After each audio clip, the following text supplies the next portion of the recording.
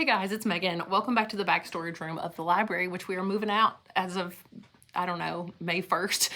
So I'm trying to get everything out of here too, and old books. And anyway, so it's kind of deserted.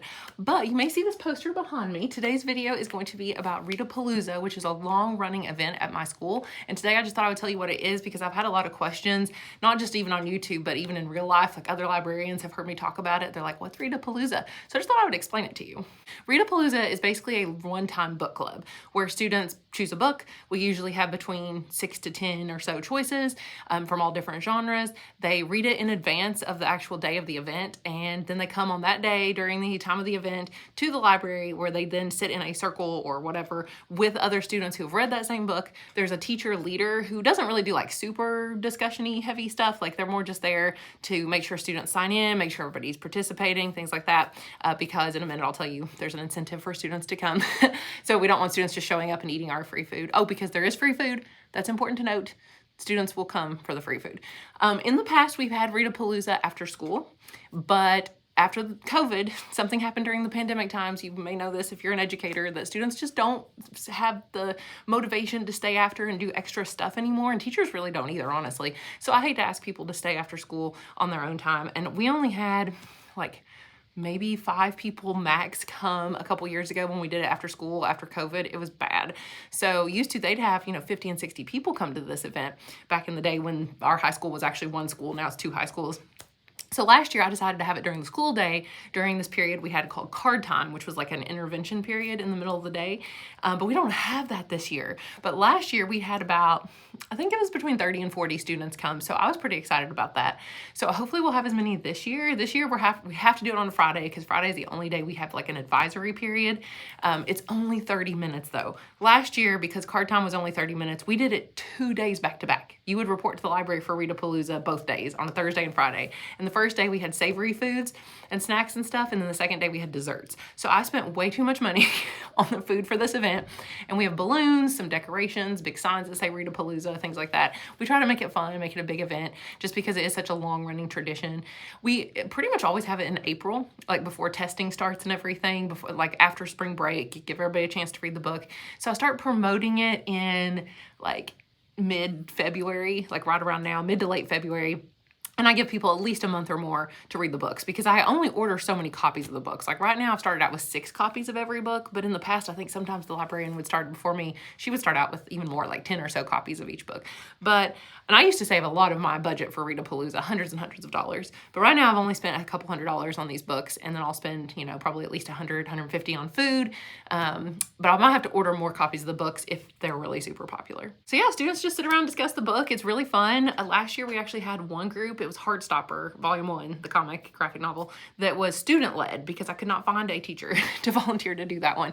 So we had a student lead it, and it went really, really well. And the reason for the leaders too is so that students have to sign in so that we know who's here for attendance purposes and things like that. But also I ask teachers to offer some sort of incentive. So whether that's bonus points, dropping the lowest grade on an assignment, something like that, so that if their students attend, and then we're talking like any subject, not just English, but like anything, then the students could get some sort of incentive for attending. So not every teacher offers anything, but I ask that maybe they consider doing so.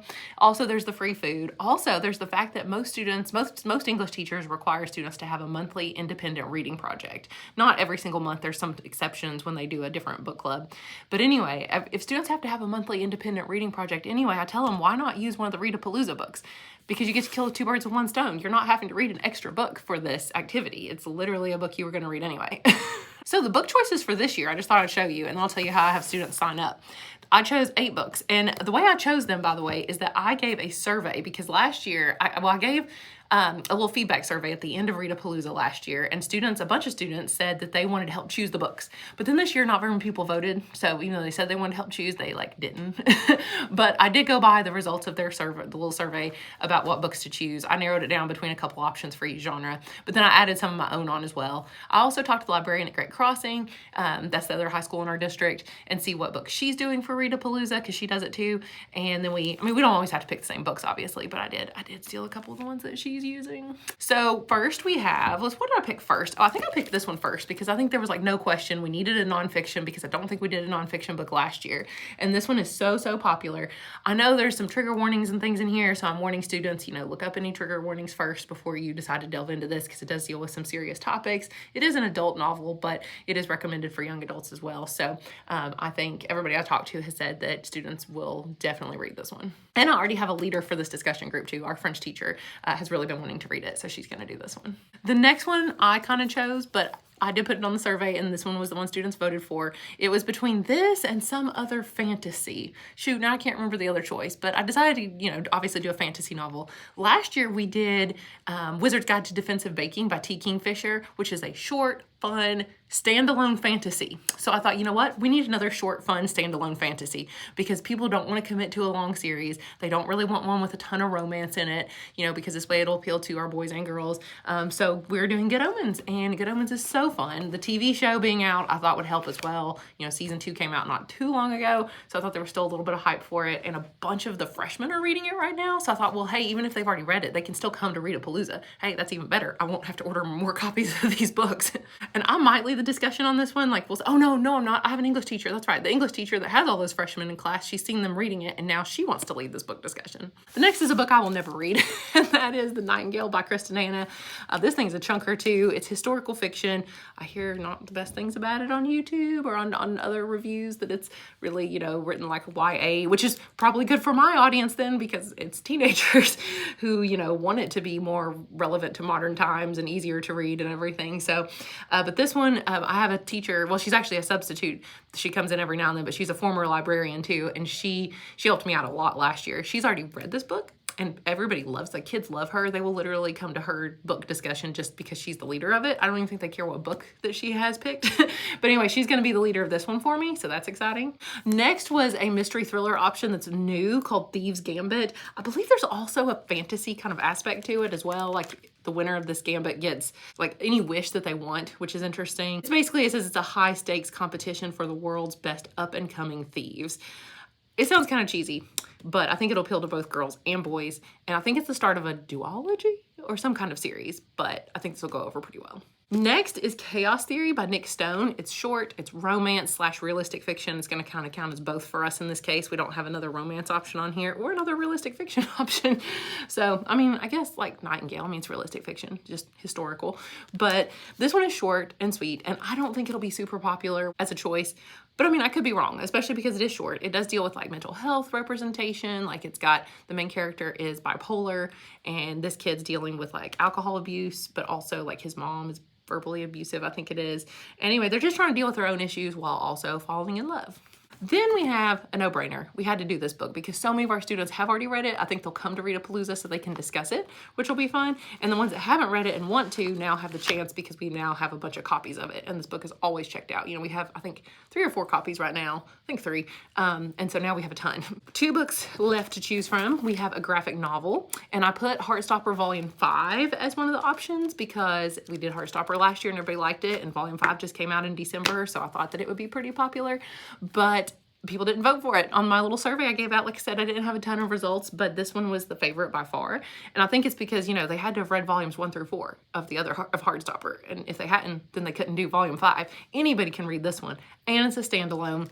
The only thing is it definitely has fall vibes. It's very, I think it's set in the fall. It's very orangish and yellowish. It's just super fall vibes. So it's kind of the wrong time of the year for this, but I think it'll be okay.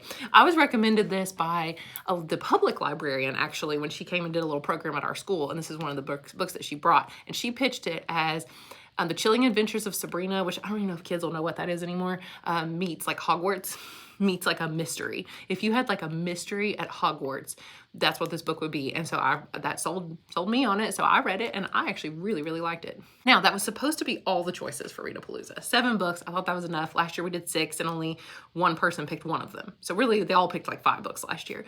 So I was like, oh man, we're already doing 7. That's too many already. But then I read a book that was so good I had to put it on there. The Naturals by Jennifer Lynn Barnes. I actually added it late and I had to go back and order more books. Like I didn't even have this book. I think I had 1 copy and it was lost. So I had to order like 6 more copies of this thing. But anyway, yeah, this is the first of a series. And of course, it's the author of the Inheritance Games. And I did not like the Inheritance Games, but because that book is so popular, that whole series, this has become more popular. It's her older series.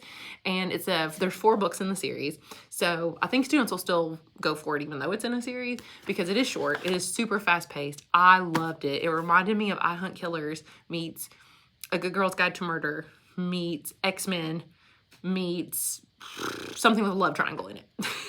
Highly recommend. I will be hyping this thing up. So finally, to promote it and to have students sign up, I put posters in the hallway. Somebody made this one for me, another teacher actually, but I have posters that tell the date and it has a QR code. The students can just scan it and sign up to go to a Google form, and the Google form has all the choices, and it says which book do you want, which book do you want to read, and just got all the choices listed with a little picture of each one. And at the bottom it says, do you need to check this book out from our library? Because if they do, I can save a copy for them to either come get, or I can even deliver it to them, especially if they don't take English at our school, which some of our students take English at another school, which is hard to promote stuff to them. So I try to send stuff over to that other school too, so that they can be involved in this too, because their students do come here. It's just they have English class over there when we usually talk about all these things. So yeah, I have big giant posters like this, but I also have like little flyers that I'll put in all the English classrooms. I have, what else? Oh, class visits. Yeah, so students come with their English class once a month to my school. At my school, that's just our thing we do. And we do activities and whatnot, but usually in February we do Readapalooza preview days when they come. And so we watch the book trailers for Readapalooza. I also film a video, just a really short video about what Readapalooza is, and go over all the book choices just really quickly. Usually the video is only 5 minutes. This year it was 7. It was a little longer because I had to talk about the books a little bit more apparently, and there were more choices than last year. But I like to do the video because I don't want to say that over and over. I mean, I must see 50 to 60 classes a month, and I'm not going to say this 50 to 60 times about what Readapalooza is. I'm just not going to do it. I get too tired. My voice hurts. And that way, if I'm absent or if a teacher doesn't get to come to the library that day, I can just send them the video. I can send them the list of the book trailers. What I'm doing this Friday, because I'm actually not going to be here on Friday when a teacher is supposed to come. So instead, I'm sending her my video I made and the book trailers. She can show them while I'm gone. But it's great to already have that. So I've already done the video for this year, which is good. I've already got the trailers ready. And finally, for signing up, I also have sheets with all the book titles that I just put up in the library. I kind of put them where it's really noticeable, and I point students that direction, and it just has the title, the name, and will you need to borrow the copy from our library? Because I can make sure as soon as somebody turns one in, I get it to the next person, where right now we only have 6 copies of each book. It's usually not a problem, but last year we had literally, for Heartstopper, we had them going off the page. But Heartstopper being a graphic novel, it only took people like a day to read it, so that was good. Oh, and on the day of the event, I give all of the discussion leaders, when they come in, a little packet that has their name on it. It has what book they're doing. I stole this idea from the librarian before me, and I give them this little sheet that tells exactly, just all the steps of Readapalooza. Allow your kids to grab some snacks, and then before they get started, make sure they sign in on their little sheet. And then if you don't want to use the questions in that packet, that's fine, but here's some general questions. This year I'm going to try to print out specific questions for each book, or they can bring their own questions if they want. I can even use, ChatGPT to help me make some questions for these books, but these are just some general questions that if the discussion lags, they can use them. Usually, honestly, the teachers aren't super involved in the discussion, because that's kind of the point, is that the students get to discuss it, and it's not supposed to be like something in class, right? It's just supposed to be fun. We're not sitting there analyzing the plot structure or anything like that. We're just having fun talking about the book. And then make a note of anyone who did not participate or appears not to have read the book, because I do send out that list to all teachers of who did attend and who did participate, so that if they are offering bonus or some sort of incentive, they'll know that that student truly deserved it and they didn't just show up for free food and bonus points and literally sit there and say nothing. Because that's what Readapalooza is. Hopefully this video is helpful. Maybe it'll inspire you to do something similar. I'm sure there are all kinds of different ways you could do this event and alter it. You could even do it more than once a year. You could have more or fewer choices. You could try doing it after school. You could do really about anything with it. So it's just kind of fun, and I'm gonna keep going with it and do it every year. I think it was, I don't even remember if it was the librarian before me that started this. It might have been the librarian before her. But either way, it's been a really long running tradition at our school. And I hope to one day come up with something similar to do in the fall, since this is the big spring reading event. Although right now kind of the book fair is the big fall reading event, even though it's not like straight up reading. But I do book fair in the fall, Readapalooza in the spring, and those are kind of the 2 big things that I plan. So maybe I'll come up with some new stuff at the new school now that I've got got these down to a science. They really don't take as long because I have everything, all the templates and all that stuff. Once you have all that, it's a lot easier to do. Thank you guys so much for watching, and let me know if you have any questions about Readapalooza. I'll try to answer them, and I will talk to you guys again soon. Bye.